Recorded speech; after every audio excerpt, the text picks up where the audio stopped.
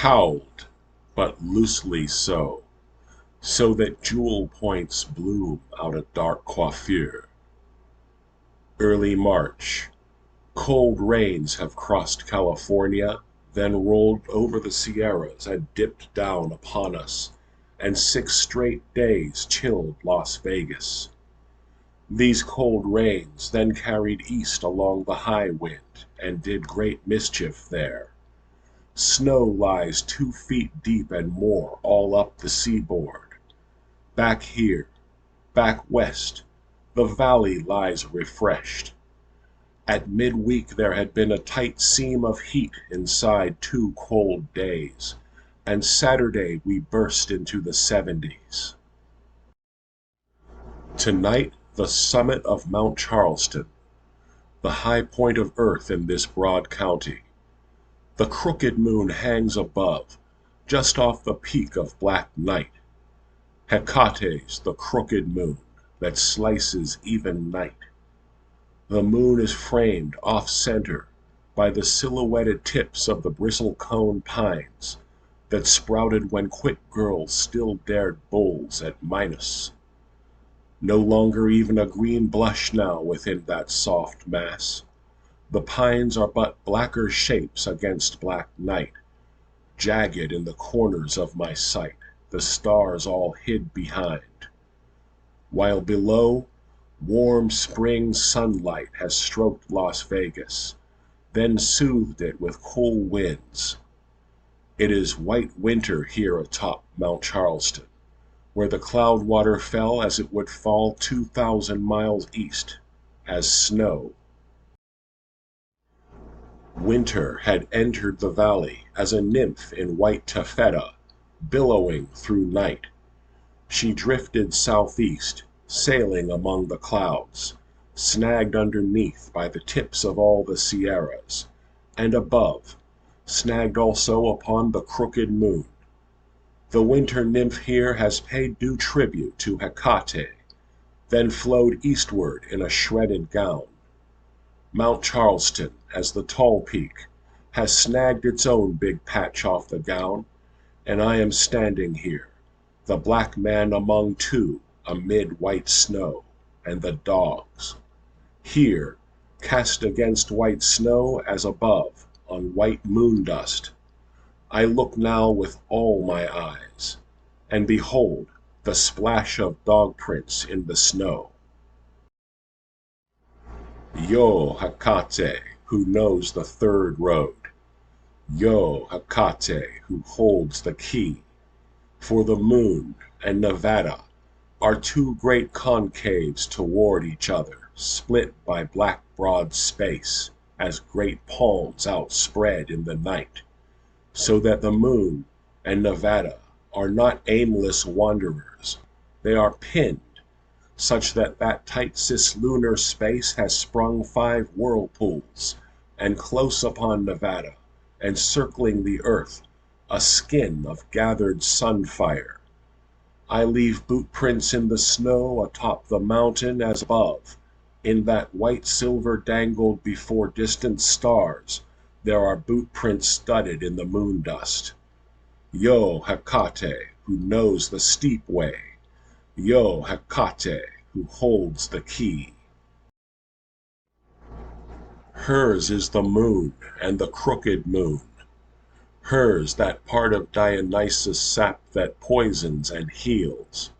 Hers is the jellyfish sting, and the bright droplet off the rattler's fang, that inside itself is whirling as it dangles there. Hers the thirst for riches that gives focus to spirit, and the thirst for revolution that gives focus to soul. Hers the hymen between salesman and closer, and the big red X on the board. Hers the black and the red of the dice. Hers the garlic bulb that is poison unto poison itself, and thereby heals. Hers my recent trade of blood against poverty, and that blood pays cheap.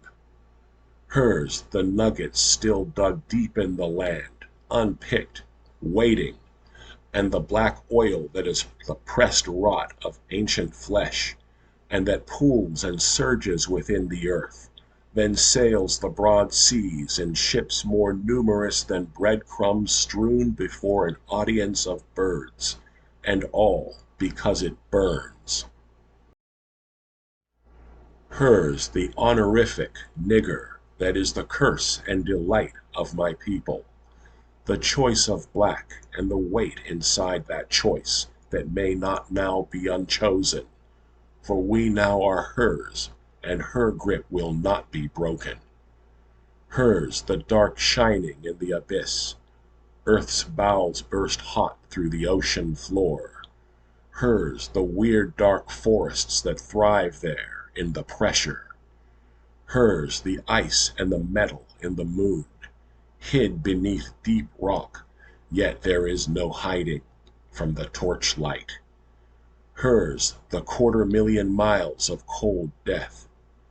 Hers is that knowing of woman that woman may only know by knowing herself and among the herbs. Hers the mystique of woman. I know a lady, skin the color of moonlight on bundled wood. People are dying in her dreams who aren't dead yet. That comes afterward and soon. Under night, winding down the mountain road, my friend and I observe upon the city art and blackjack. She I cannot long speak of. She is not yet fully speakable in this time. But down in that great splash of lights below, mine is not the only candle lit for Hekate. Yes, were she to, with a wave of her hand, snuff the brilliant plumage of the strip, and downtown's yellow, red, white gleaming, were she then to shut down the straggler lights of Summerlin, of North Las Vegas, and leave only candles lit for gods, the valley floor would at first lie black as the ring of mountains before Apollo brings them forth with the morning. The valley floor would at first lie black, but in time the eyes would focus and soon make out pricks of light, only several but definite, scattered and yet a gathering, witness to the returning of the time. It is growing warmer down the slope. We descend from winter towards spring, but now 2 fingers on my right hand are struck cold. Cold has climbed up my knuckles till, taking fingernail to lips, I find it ice. I remind myself of my good health overall, yet cannot not ask, which does this mean, stroke or heart attack? No, it is that she has taken my hand, she who comes and goes in dread. I am honored. I will choose some fine thing tomorrow to set before the purple candle.